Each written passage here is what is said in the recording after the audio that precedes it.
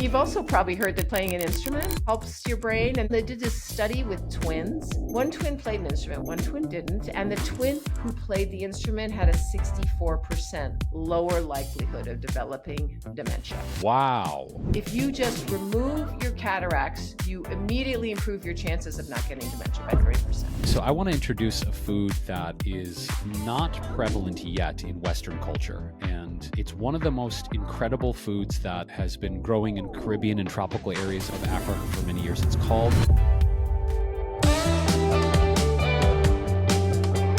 Hello, everyone, and welcome to another episode of the Switch for Good podcast.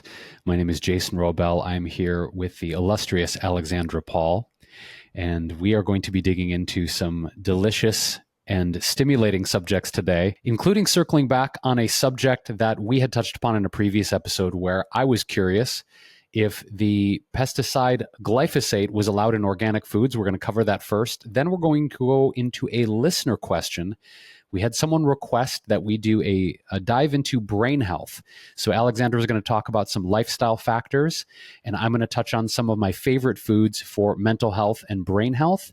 And then we're going to be digging into a really interesting study that talks about how consuming citrus fruits can lower your risk of depression by 20%.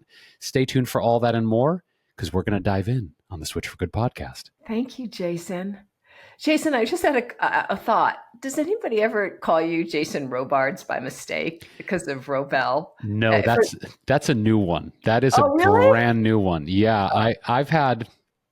Well, first of all, as an aside, I've had people mispronounce my name my entire life because the W throws people. Mm-hmm. I always tell people, act like the W is silent, but I've never gotten Jason Robards. That's a new one. I've gotten like a lot of celebrity lookalikes, but not name-alikes.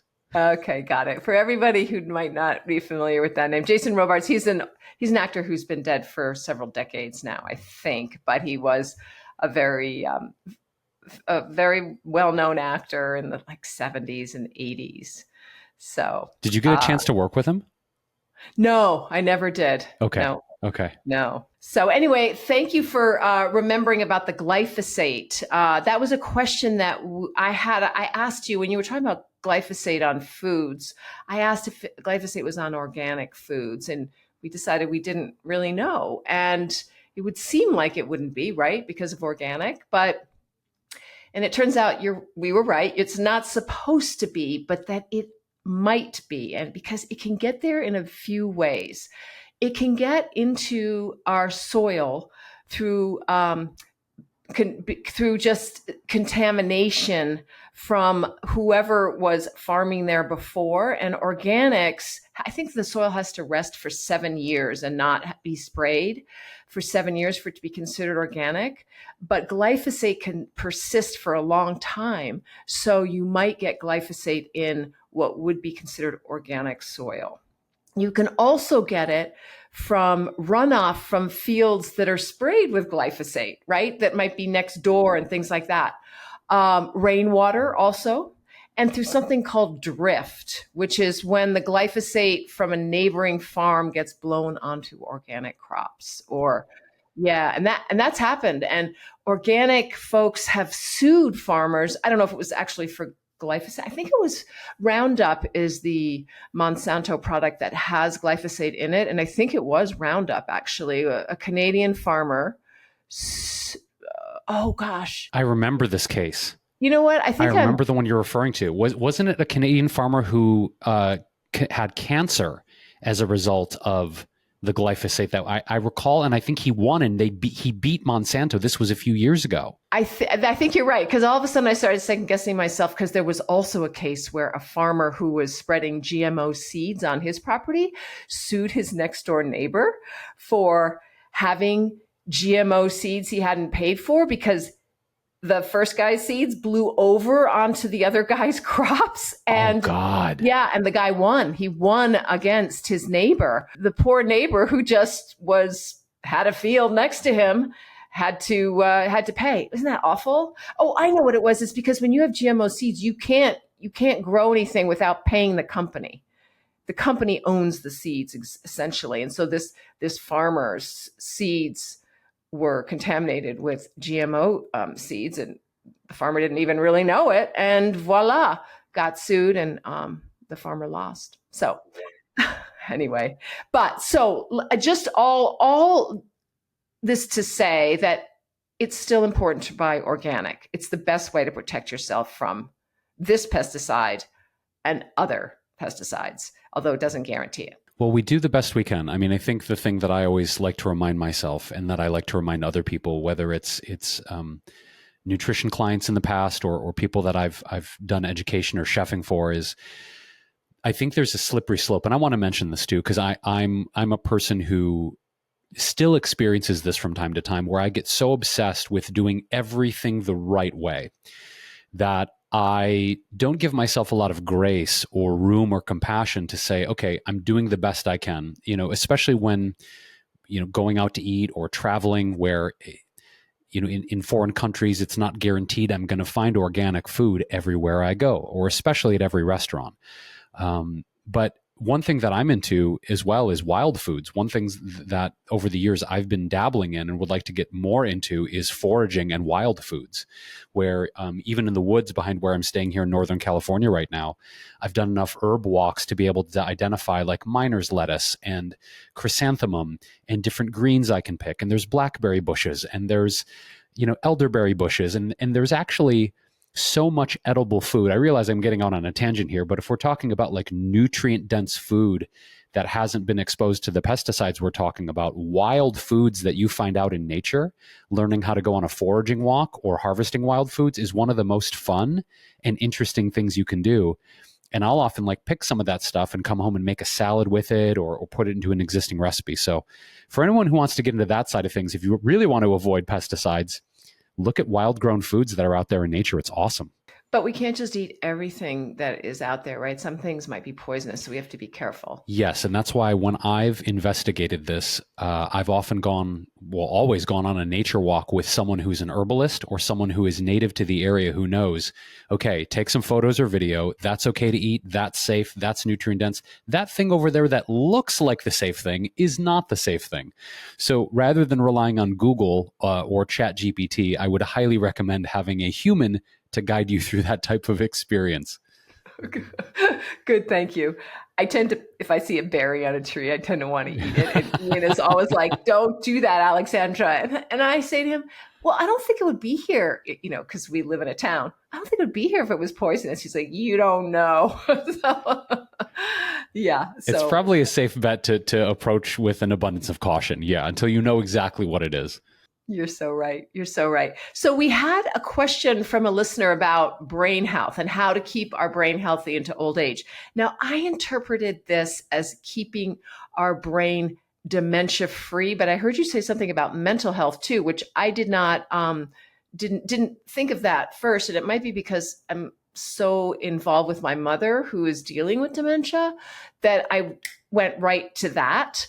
And you've expanded it, right? When you're going to talk about foods that will keep our brain healthy, will also be our brain healthy, like not having depression and things. Yeah, exactly. And that's near and dear to my heart. That's something that I've experienced in my own life in terms of mental health struggles and people in my family. So I really took it upon myself to learn about the medicinal benefits, the nutritive benefits in foods and how they affect our neurotransmitter function specifically. So if you want to cover the dementia part of it, Alexandra, and then I can jump in on the mental health part, I feel like we're going to cover a lot of really good bases here. Yeah, and I think there'll be crossover. So let me first define dementia. It's a term that we hear a lot. I just want to make sure, because I know that I hear a lot of terms and I think I know what they mean, but then when someone asks me, I'm like, So dementia it's basically a general term for either loss of memory, loss of language, or loss of problem-solving ability. And I guess it's like 1 in 7 Americans over 70 has dementia. So it is quite prevalent.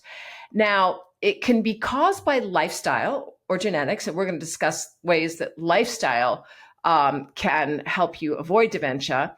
But I first want to go just briefly into the different kinds of dementia, because we we interchangeably use Alzheimer's with dementia, and Alzheimer's is actually a common type of dementia. So dementia is the umbrella term. And Alzheimer's is caused by a buildup of something called amyloid plaques in the brain. You can also have something called vascular dementia, which is when there's damage to blood vessels in the brain, usually from mini strokes, or your Lewy body dementia from proteins in the brain. Parkinson's dementia, that's what my mother has.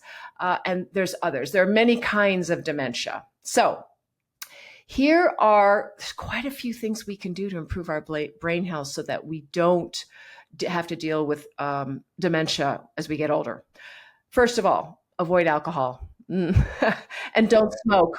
Yeah, two pretty obvious ones, right? Well, smoking certainly, because smoking hardens the veins and things, the vascular system. I'm not exactly sure the connection with alcohol, but that was on every list. Obesity is also a big risk factor for dementia. And there were a couple ones that really surprised me. Hearing loss. If you have hearing loss, you should get hearing aids, because 8% of dementia patients have hearing loss, which is apparently a greater percentage than smokers, sedentary folks, and people with high blood pressure.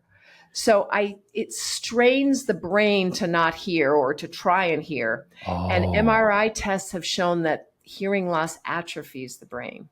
Wow. So, I had never heard that. That is absolutely fascinating. Me either. And you know what? Actually, I was almost going to send you this picture of me, Jason, but I didn't want to hound you over the weekend. But I am so paranoid about losing my hearing or getting tinnitus, which is ringing in the ears, because I have friends who have both, that I carry earplugs in my purse. And then I also would use the earplugs when I turned on the blender. And then I decided, because I use a Vitamix on high, that was not good enough. And so I bought these protective earmuffs that are good for lawn equipment. And when I use my Vitamix blender, I put them on because I'm very protective of my ears. That's a first. Now, I have to say, in all the years that I've been making food and using high-speed blenders, I've never seen someone use ear protection whilst using their blender. That's a new one. Okay, I'm going to send you the photo. Well, I recommend it. Do you use a Vitamix or a high-speed blender? I do. And I use a Blendtec. And one of the reasons I use a Blendtec is because I got the 800 series Pro model that has the plastic baffle, the ones that you see on the smoothie shops. And so it's basically this enclosure that goes around the blender that has a lift up top, and you can pull the lift up top down vertically, and it cuts the noise by probably 75%. It is unbelievable. So I use that because, well, years ago, I didn't want the racket. And also because I have a dog and I have cats at home, whenever I would use the blender, everyone in the house would freak out. Like, oh my God, what's happening? So I got it partially for me, but I also got it for my animals so that they didn't, lose their minds every time Dad makes a smoothie. That's really nice. Well, I guess I've protected myself against the Vitamix, but I have protected no one else in my house with it. The cats just have to leave. They can go outside. The second thing that surprised me, the second thing along with hearing loss that most surprised me about how we can take charge of our brain health is staying on top of your vision health. Because people with vision loss, either due to cataracts or diabetic retinopathy, were 50% more likely to get dementia.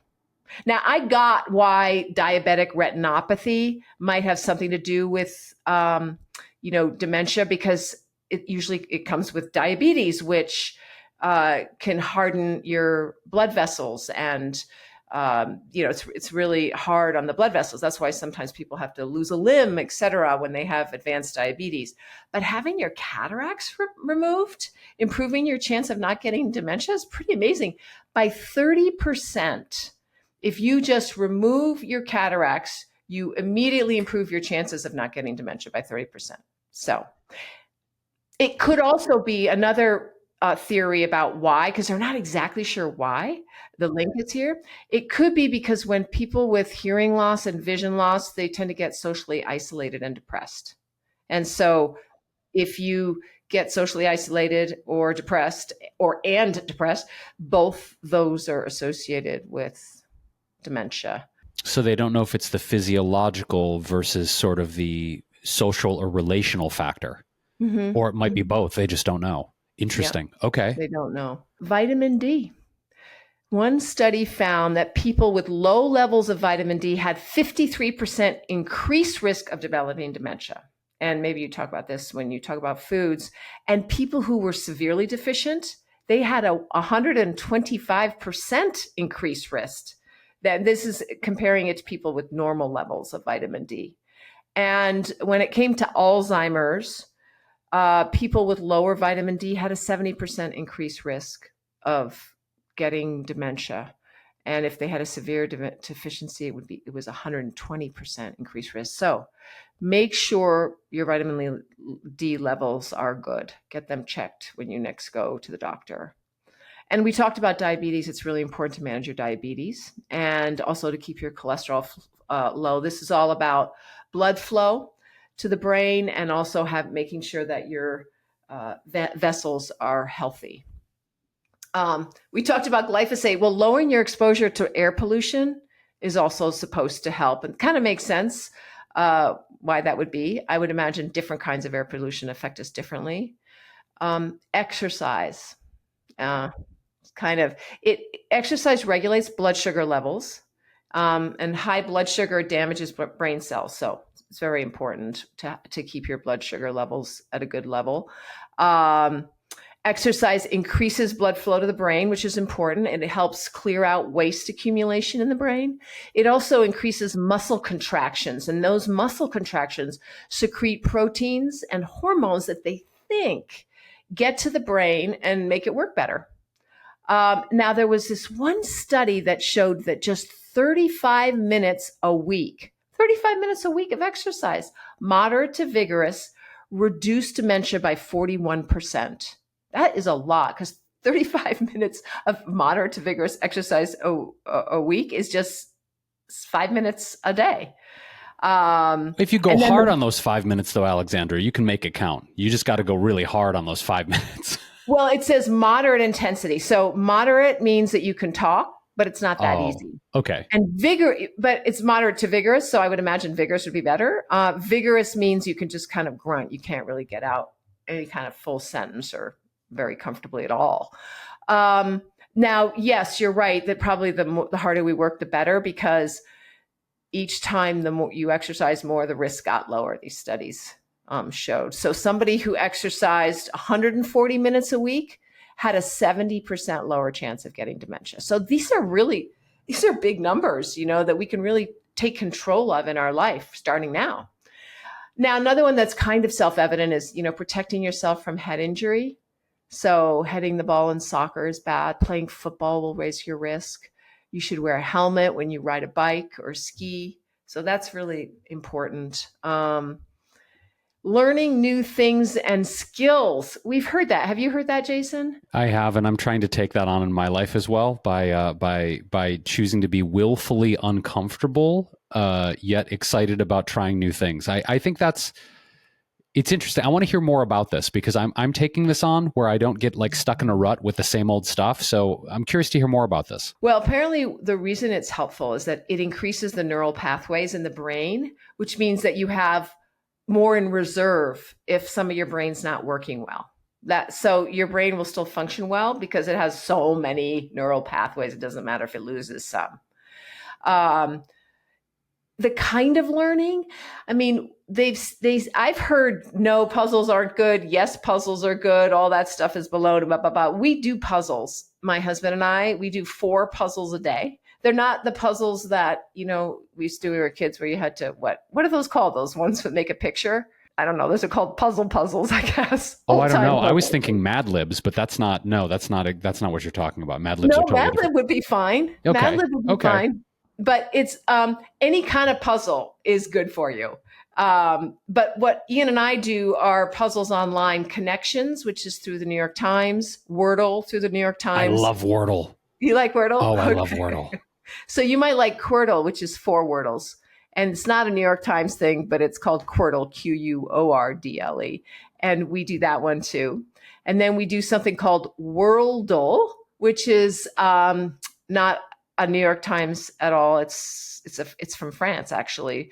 But it doesn't matter because it's about countries. And you get You get an image of a country, and then you have to guess which country it is. And oh my God, my geography was so terrible when we started this 2 years ago. And now I'm pretty kick-ass actually in geography. So it's a great game. It teaches you about where things are around the world. So those things can be fun, but also help your brain. And we do crossword puzzles too. We always have a crossword puzzle going. Well, I need to join game night at your house then, apparently. I'm slacking. I'm just sticking to Wordle and that's it. I'm one and done. I think, well, that's fine. You know what? When Ian goes away, I don't do the games because it's only fun to do it with him. Aww, for me. So, that's sweet. Yeah. And you've also probably heard that playing an instrument helps your brain. And they've found, they did this study with twins, and one twin played an instrument, one twin didn't. And the twin who played the instrument had a 64% lower likelihood of developing dementia. So wow. Yeah, that's pretty cool. Sleep is important because it's a time when the body, we've talked about this, cleans out the old and dying cells, and that includes in your brain too. And depression can cause dementia. I'm not exactly sure why. Do you have any thoughts on that?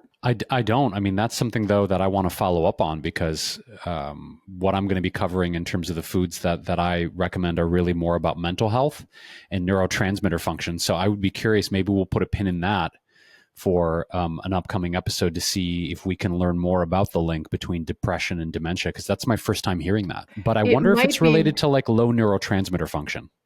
I'm curious.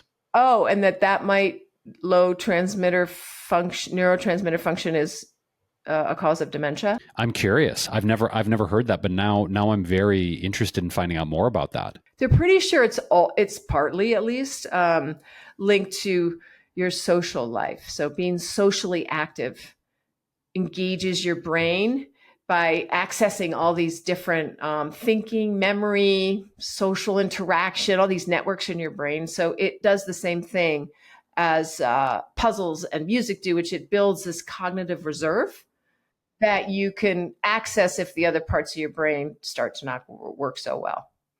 So, and then, I mean, diet. And I had some stuff on diet, but I'd like you to talk because I've been talking for a long time, and I want you to start sharing, and I'll jump in if I have anything to say. Yeah, to me, I think there are some foundational elements here. You know, if we think about certain nutrients that are good for brain health, I immediately think of omega-3 fatty acids, things like EPA and DHA, which have been shown to be really nourishing to the brain, the synapses in the brain, healthy neurons. And I think for vegans, especially who are not consuming any sea creatures, making sure that you're getting a high quality EPA and DHA supplement, which is usually sourced from microalgae. That's what I've been using for many, many years. I think that's incredibly important. Also, we know that things like astaxanthin, which are usually recommended for eye health, have been also shown to be good for brain health.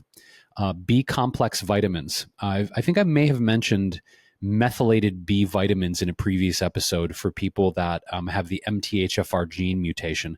That's something you need to go and get tested actually at a doctor's office to see if you have. But B complex vitamins, in particular vitamin B12, we want to make sure that people are taking a methylcobalamin supplement, not a cyanocobalamin. Always methylated B supplements are really good for brain health. You mentioned vitamin D3 previously. And I also think that there are some other foods. I want to dig into where you get these nutrients from. I have a list of foods that I actually presented. This was several years ago. Dotsie and I presented at the it was the Planted Expo up in Vancouver, Canada. And Dotsie was talking about performance foods, and I was talking about foods for mental health and brain health. And one of my favorite foods that are out there right now that I use a lot in my recipes is a mushroom called lion's mane. And lion's mane looks like what it is. It's actually something that looks like a tiny little lion's mane. It's a fluffy hair. I say hairy. It's not really quite the right way. That sounds gross. It's a fluffy, beautiful white mushroom. And the research that's come out in recent years has been showing that it can do things such as improving cognitive function. It can decrease mental health symptoms and help people manage depression better, and also has gut health benefits. And when I mention gut health, one of the interesting things is we know that up to or more than 90% of the serotonin, which is a really important neurotransmitter that gives us the feeling that all is well, life is okay, it's involved with feelings of calm.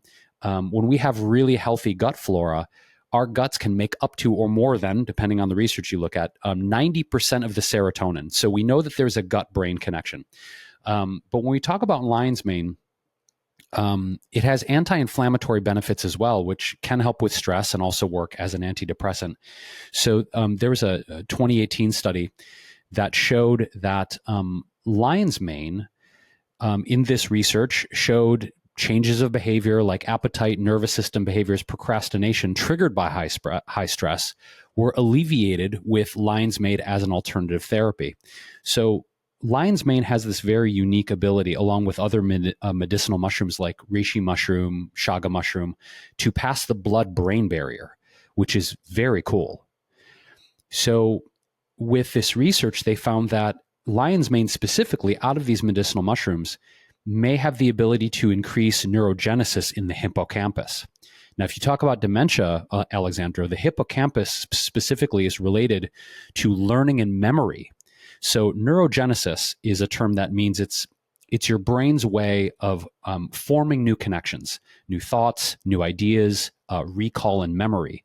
So you can get lion's mane powder, but what I like to do, because I'm going to geek out on my chef train right now, is I'll go to the store, and you can find lion's mane is coming to more and more grocery stores, and it comes usually like in a small to medium to large cylinder.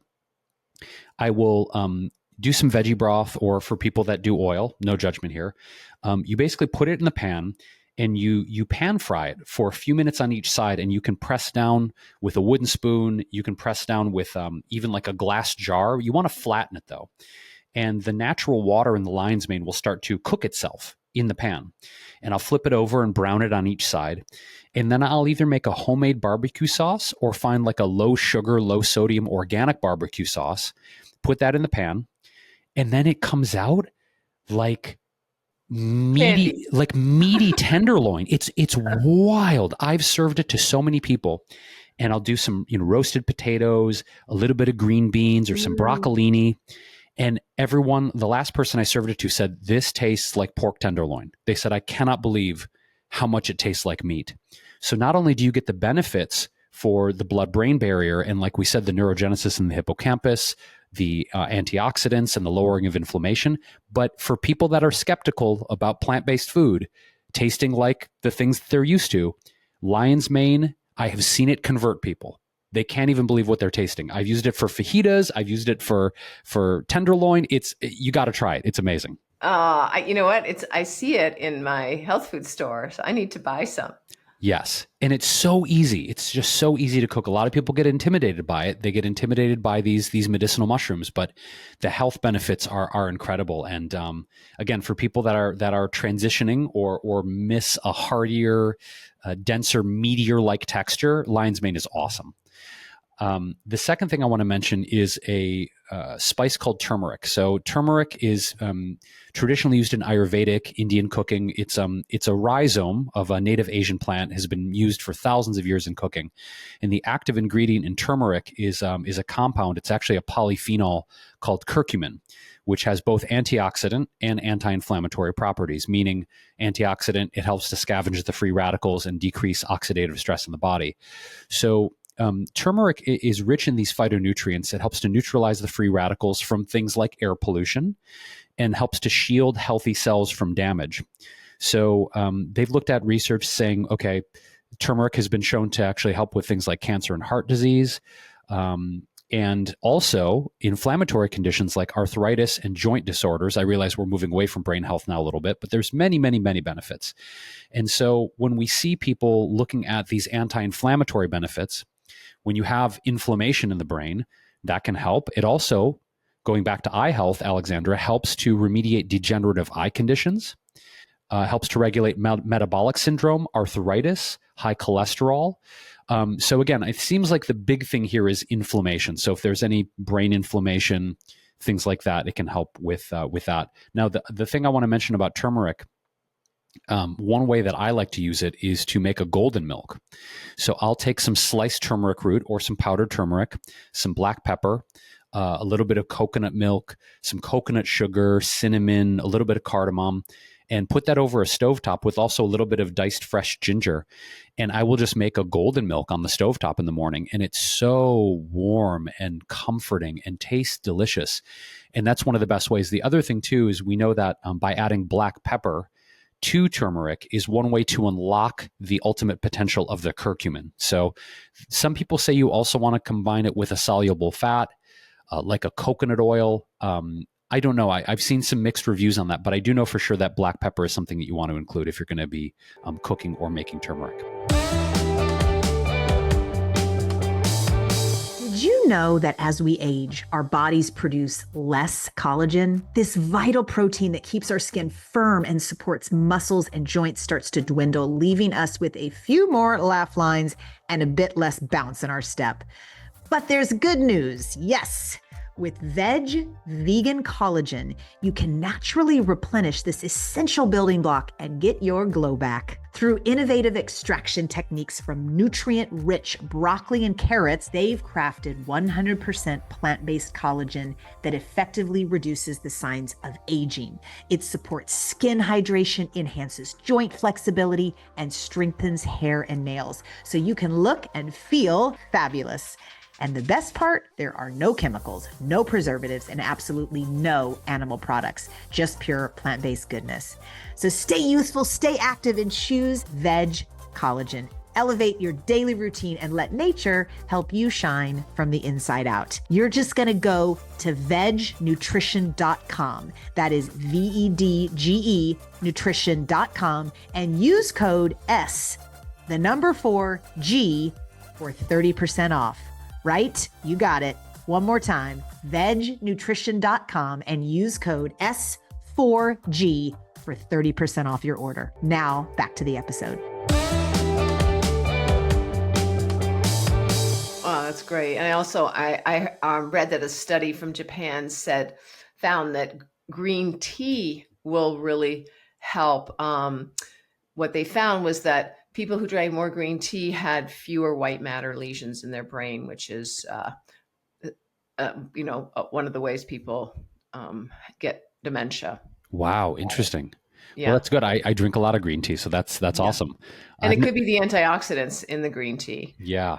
Yeah. So I want to introduce a food that is not prevalent yet in Western culture, and it's one of the most incredible foods that has been growing in Caribbean and tropical areas of Africa for many years. It's called Mucuna pruriens, M-U-C-U-N-A, Mucuna pruriens.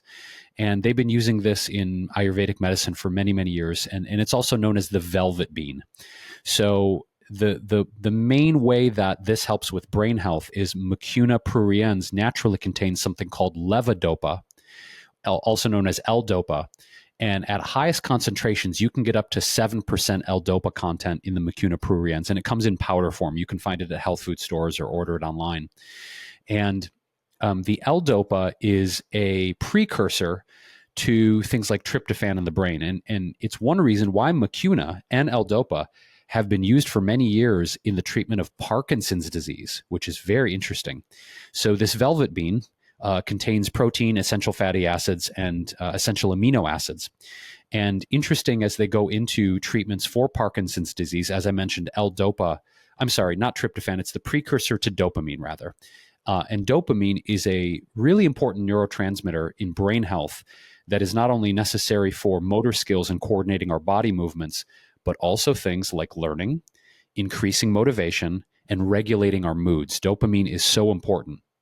And when someone has Parkinson's disease or a neurodegenerative disease, the nerve cells that produce the dopamine naturally in our brains start to break down or die. So people that have this disease have low levels of dopamine, which causes abnormal brain activity that can lead to Parkinson's symptoms. So Western medicine using the synthetic L-DOPA, while Ayurvedic is using the natural mucuna to treat this. So it's interesting to look at the studies of how this is doing, because we know that dopamine is so important, and there's an overconsumption of dopamine from things like social media and online content, and that's a whole separate conversation that we might want to reserve for another podcast, is the addiction to dopamine in Western culture. But with this, we've also seen that in certain studies, the extract of mucuna pruriens in 2 weeks of dosaging also exhibited increases in two more key neurotransmitters that affect human mood, which is serotonin and norepinephrine. So it's really interesting to look at these three, which again is dopamine, serotonin, norepinephrine, and how these affect not only brain health, but nervous system regulation. So again, if anyone wants to look at mucuna pruriens, you can look it up online, mucuna pruriens. I will get it in a powder form, and how I use it in my recipes is I've mentioned that I'll make like a superfood hot chocolate or my morning tonic that I've mentioned in previous episodes, and I'll just take like a half teaspoon, because it's very bitter. Mucuna is a very, very bitter bean. And just add a half teaspoon in there, blend it up with my morning cocoa or my morning tonic, and take it that way. I'm interested because my mother has Parkinson's, and L-DOPA is what she takes. It's the only drug she takes, and she knows how much it helps her. She won't in fact even try much else because she's worried it will interfere with her DOPA. It'd be interesting to try it, Alexandra. Yeah. There's been 3 open label studies, actually. I just wanted to say this, that looked at basically 45 grams per day of mucuna powder, right? The extract, which is in powder form, which contains 1,500 milligrams of L-DOPA. They did this between 18 and 60 patients, and noticed that there were significant improvements in their Parkinson's symptoms for 12 to 20 weeks after the study. So that's interesting. One of the studies suggested that the mucuna extract may be more tolerable to the human body than synthetic L-DOPA. So it could be interesting, not to use your mom as an experiment, but it could be interesting to add this in and maybe make her a hot cocoa. I don't know if she's into that, but it's going to be easier for her rather than like taking a teaspoon of it straight. It's very bitter, like I said. So I don't know. It could be interesting to see how she handles it. Yeah, she might resist at first because she's worried about it interfering with her other DOPA, but Got it. I could ask her if she is open to it. I definitely will, in fact, because the body does become more tolerant to DOPA the more you take it. And so if mucuna pruriens might help with that, then it's worth a try. Yeah. The last food I want to mention, because I could go on and on, but these are sort of like my top ones that I want to recommend, is spirulina. This is one of my favorite sources of protein. I'm hitting the 27-year mark as a vegan sometime soon. I've been taking spirulina for many years. It's a blue-green algae that is really high in protein, vitamins, minerals, carotenoids, and antioxidants. It's usually found in the waters of warmer climates. It's high in flavonoids and polyphenols, which in particular, phycocyanins, which give it that blue-green color, contribute to the high antioxidant levels. So when we look at spirulina in terms of its benefits in human nutrition, 60 to 70% of a dry weight is protein. So it's super high in protein. And it actually has tryptophan. So the natural amino acid precursor to 5-HTP biosynthesis, tryptophan increases serotonin levels in the brain. So serotonin synthesis depends on how many amino acids you're taking. So these large chain neutral amino acids help to basically increase the gene expression of tryptophan hydrolaxase, which is very cool. So basically, when you're consuming spirulina, you're getting high levels of tryptophan. And this has been shown to help and control things like depression, bipolar disorder, schizophrenia, eating disorders, and anxiety disorders, including hyperactivity disorder and ADHD. So the protein, the amino acids, the tryptophan, really good for all of these mental health things. So spirulina may also even play a role they've seen in regulating mood disorders. We go back to tryptophan, increasing the serotonin in the brain. And it's one of those things that for me, I was diagnosed with clinical depression back in 2014. I've talked about this on other podcast episodes in the past. And one of the things that I started doing was doing different amino acid therapies to try and increase my serotonin and my dopamine. And I started to increase my spirulina and my chlorophyll around that time. And I found that for me, because I had a neurotransmitter test back in 2014, it was called the NeuroScreen, and it actually showed how low I was in things like norepinephrine, epinephrine, serotonin, dopamine, etc. So for me, spirulina has been a great thing to do. And again, it has shown to prevent inflammation, decrease oxidative stress, and also protect against cardiovascular disease. So it's one of my favorite foods. I'll blend it with like a tahini and make a salad dressing. So like a spirulina tahini with some lemon juice, a tiny bit of maple syrup. That's an amazing salad dressing. I'll put it in the morning in my superfood smoothies, just a tablespoon of spirulina in there. It's really also easy. You can just take it and shake it on top of salads. You can put it on top of your pesto. I've done spirulina pesto before with basil. So there's a lot of different ways to use it in your everyday recipes, but it's just one of the most nutrient dense foods on earth, Alexandra. And some people it gets used to, how do I say this? There's a learning curve with the taste because it's kind of this nutty, earthy, greeny tasting thing. And if people aren't used to that flavor profile, they need to get, they need to adjust their taste buds. But it is one of the healthiest foods on earth. And I think it's one of the most important foods for vegans and non-vegans to have in their nutritional repertoire. Okay, so let me just push back a little bit because I had read that blue-green algae, of which spirulina is a blue-green algae, it's not found as often in spirulina, but there are algal toxins that are especially found in some blue-green algae, especially Klamath Lake AFA. Right. Blue-green algae. So, and you know how a lot of supplements aren't regulated, so you have to be careful. You have to get a good spirulina, I would think, so that it doesn't have these natural toxins in them because they can be really dangerous and actually lead to things like Parkinson's and Alzheimer's. Yeah, I've read this too. And I think because there is no standardized regulation, to your point, and I'm glad you brought this up, it's important to see if there are third-party testing involved.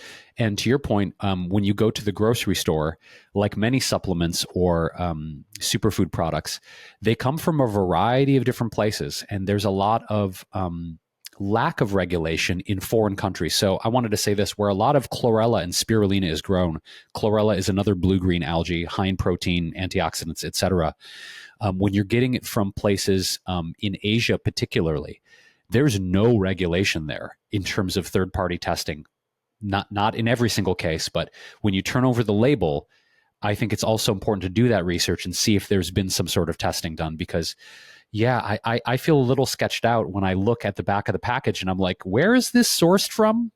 I don't think that, like, a lot of countries, and I'll say this, don't have the kind of regulations that the FDA or the USDA has here. I don't want to go down that rabbit hole because there's a lot of changeover in our government right now, and that's not what the subject of this podcast. But traditionally speaking, the standards we have here are more strident than other countries. So you brought up a very salient point. And I don't know how to. I solved it by just not taking any chlorella, spirulina. I just tossed them all out because I was nervous.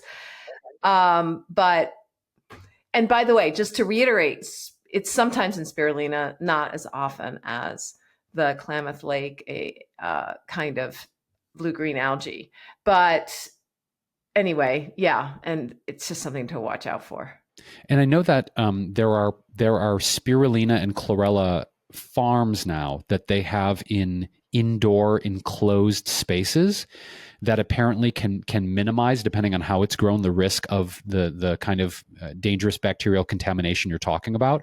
So again, I think you just got to do your research and figure out how it's grown, where it's grown, and do your best. Great. Also, you know what so these aren't specific foods, but it is recommended that you limit saturated and trans fats, sugary drinks, processed foods, refined grains for your brain health. Probably this is, and actually it's linked to depression too, right? We know that if you eat junk, you feel bad, both emotionally and physically. But this kind of foods probably all about how they affect the blood vessels, either hardening them or blocking them. So eat lots of fiber and foods high in antioxidants and the foods that Jason has suggested. Yeah, and speaking of foods, Alexandra, I wanted to flip over into a conversation about a really kind of eye-popping study that came out. Researchers have pinpointed a very specific fruit that is linked to a 20% lower risk of depression. And if you had asked me to guess what this fruit was, I would not have guessed this as probably my top 5 choices. It was very surprising to me. And surprising, you would have said it was somewhere from some fruit from the Andes. Yeah, I would have thought like it's lucuma, it's acai, it's rambutan, it's durian, it's some exotic, wild fruit that you've got to use a machete and hack through the jungle to find. Right. I was thinking, yeah, it's got to be something like that. Interestingly, no. The fruit that researchers, it came out in Biomed Central, they found that it works with a specific strain of gut bacteria, which we'll talk about in a second. So before I reveal this, because I want to keep the tease going, researchers in the study, they studied decades of diet and mental health data from 32,000 women. They looked at and analyzed gut bacteria and blood samples from a group of participants, comparing the findings with a separate group of men to confirm their results. So drum roll, please. The researchers found that eating one medium orange a day could lower the risk of developing depression by 20%. How does that land for you, Alexandra? An orange is it's just so like common and innocuous and just there. I think the only fruit that would have surprised me more if they said a red delicious apple, which is to me the worst apple ever and the most common. It's like common on all levels. It's like the most boring fruit ever. Yeah. But yeah, so oranges and good news because oranges give us so much health, good health, and now they do something for our emotional health too. Yeah, and this blew my mind. I in all my years of researching food and mental health for not only myself, but to assist other people, this never came up, probably because this is a recent study that just came out. They found specifically that higher levels of a specific gut bacteria called, I'm going to try and pronounce this right, F. prausnitzii. Yes, F. prausnitzii were less likely to experience depression, and those who ate more oranges tended to have more of this bacteria in their gut. So the researchers in the study, they believe that F. prausnitzii plays a key role in the metabolic processes that are affecting, here we go again, serotonin and dopamine, the two neurotransmitters that are super essential for digestion and gut function. So I was like, I've never heard of this strain of bacteria before. Let me see what else is out there. So I went a level deeper and looking into something called the Microbiome Journal. And it was like, okay, let's look at F. prausnitzii. And yeah, sure enough, there are these studies out there showing that having citrus fruits, I guess it's not just regulated to oranges. So in the deeper dive, it looks like citrus fruits in general protect against depression by feeding this beneficial bacteria in the microbiome. So they examined the causality, and they found that this F. prausnitzii and its metabolic pathway, which is called the SAM cycle, the S-adenosine L-methionine cycle, is the thing that helps to decrease intestinal monoamine oxidase, which helps to increase serotonin and dopamine. To me, that blows my mind. I don't know why, but this idea of just consuming lemons each day or grapefruit or oranges helps to protect against depression. It's mind-blowing to me. And I love how simple it is, Alexandra, because in contrast to some of the foods I shared earlier that are more exotic, like mucuna, it's a new thing for people, you can find oranges and lemons and grapefruits pretty much anywhere. So I love the simplicity of helping our gut health, protecting against depression, boosting our neurotransmitters. Like, to me, if it's easy, more people will hopefully do it. And what do you think about the juice? Is it the whole orange? I mean, they said a medium orange. And I didn't see anything that said not the juice, but we know the fiber helps, and fiber helps our intestines. So I would recommend that people do the whole orange, the whole fruit, rather than, but that is a non-scientific, it's coming from a layperson. And I did not see that juice was in there. I'm looking here, actually. I went a layer deeper into the assessment of intake. And here, they collected food frequency questionnaires every 4 years, and individuals were asked to, for their citrus consumption, participants were asked how often, never to exceed 6 or more servings per day. They consumed, specifically in the study, grapefruit, whole oranges, grapefruit juice, and orange juice. Oh, so okay. in this, it was the whole fruit along with the juicing. Okay. So total citrus intake was calculated by combining the consumption of each individual product. So apparently it was both. Great. Well, now you have something to add to those amazing smoothies you make in the morning. And it's interesting because I'm looking over in my my fruit bowl, which is to the right of me, and I actually have like a lot of oranges. And I don't know, this is an anecdotal aside. In the winter months, I find myself consuming and eating a lot less citrus. I don't know, my body just really craves it during the spring and the summer. And for some reason in the winter, my body just doesn't really ask for citrus, but I have like 5 or 6 oranges over there. And now I'm inspiring myself to go and help this F. Prasnunitzi gut bacteria because I want it to thrive and I want to feel better. So after the episode, I'm going to go treat myself to an orange. Awesome. That's great. Thank you, Jason. That's so interesting. And really, what I love about pretty much everything that we discussed today is that it's all accessible to all of us. Maybe not the Mucuna pruenzi. I'm not sure. You have to order that online, right? Yeah, that's not a thing you're just going to walk down to your corner store and find. That's definitely an online order. Right. But everything else, including the lifestyle recommendations for helping your brain, weren't that complicated. They weren't costly. And so isn't that great? Taking care of your health doesn't have to be complicated or pricey. Yeah. Any other thoughts, Alexandra, on mental health, things that you may have used in the past? Is there any other bonus tips you want to throw in before we wrap the episode? Oh God, for mental health, I took I wouldn't say I'm a depressed person, although in my 20s, when I was really struggling with bulimia, my depression got really bad. And my therapist put me on Prozac for a very short time just to help me cope. And then I got off within a few months, like maybe 6 months, 9 months.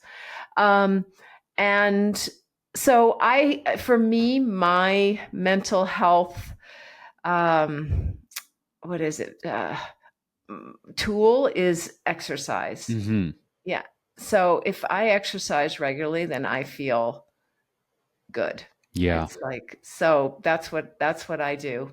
Those natural endorphins get released, which have been shown to be such a mood lifter. Right. Yeah, I feel that. And I have to eat well too. I can't eat badly. If I eat a lot of sugar, then I wake up depressed in the morning. Well, depressed is too strong a word. I wake up feeling off. Mm-hmm. And so, yeah.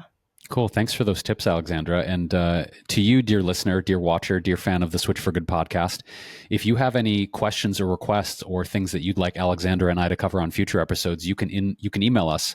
You can do podcast@switchforgood.org.